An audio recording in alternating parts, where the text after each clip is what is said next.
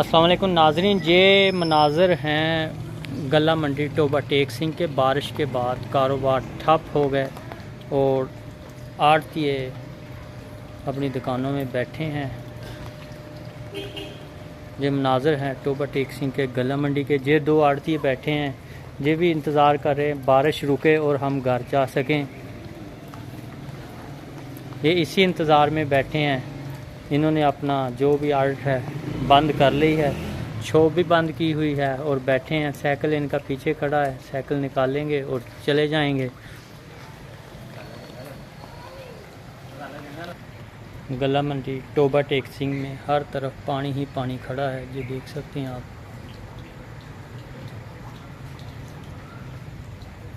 हुकूमत को चाहिए, ये गला मंडी मेन हिस्सा होता है, अहम कारोबार होता है ज़रूरी जिनास का, जहाँ पर कोई अहम इक़दामात करें कि आइंदा बारिश भी हो तो पानी ना खड़ा हो।